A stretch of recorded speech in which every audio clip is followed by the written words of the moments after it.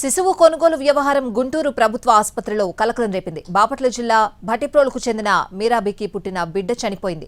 అదే సమయంలో ప్రకాశం జిల్లా చినగంజాంకు చెందిన లక్ష్మి కాన్పు కోసం గుంటూరు ప్రభుత్వ ఆసుపత్రిలో చేరింది.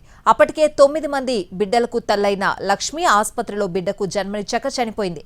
పురుట్లోనే బిడ్డ చనిపోవడంతో అనారోగ్యం పాలైన మీరాబీని చూడలేక ఆమె స్నేహితురాలు ప్రభావతి ఓ శిశువును కొనడంతో కేసు నమోదైంది.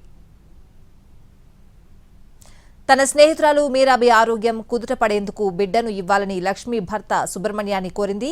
₹1,00,000 తీసుకుని ప్రభావతికి సుబ్రహ్మణ్యం తన బిడ్డనమ్మాడు. ఆ శిశువును మీరాబీ వద్దకు చేర్చింది ప్రభావతి. అయితే బిడ్డను కోల్పోయాక అనారోగ్యంతో ఆసుపత్రిలో చికిత్స పొందుతున్న మీరాబీ వద్ద శిశువు కనిపించేసరికి ఆసుపత్రి సిబ్బంది అనుమానం వ్యక్తం చేశారు.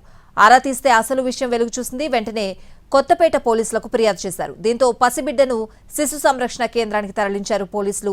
అయితే శిశువు కొనుగోలు లావాదేవీలు ప్రకాశం జిల్లాలో జరగడంతో 0 ఎఫ్ఐఆర్ నమోదు చేసిన కొత్తపేట పోలీసులు ఈ కేసును చినగంజాంకు బదిలీ చేశారు.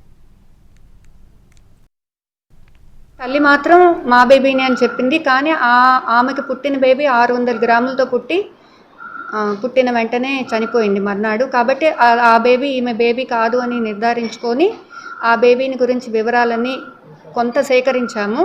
అది అక్కడ ఆ పేషెంట్తో పాటు ఉండే ఒక అటెండెంట్ ఆ బేబీని తీసుకొచ్చి అక్కడ తల్లికి ఉపశమనం కోసం పెట్టాము అని చెప్పి ఉన్నారు. ఏదైనా సరే హాస్పిటల్లో వాళ్ళ బేబీ కాకుండా వేరే బేబీ అన్ఐడెంటిఫైడ్ బేబీ అనేది ఉండకూడదు అని చెప్పి దాన్ని వెంటనే తీసుకొచ్చి ఆర్ఎంఓ గారికి వివరించాము. ఆర్ఎంఓ గారు దానికి ఎంక్వైరీ అంతా చేసి ఆ బేబీని గవర్నమెంట్ వాళ్ళకి చైల్డ్ వెల్ఫేర్ కమిటీ వాళ్ళకి అప్పు చెప్పి దానిని వాళ్ళ తల్లిదండ్రుల్ని ట్రేస్ అవుట్ చేయించే ప్రయత్నం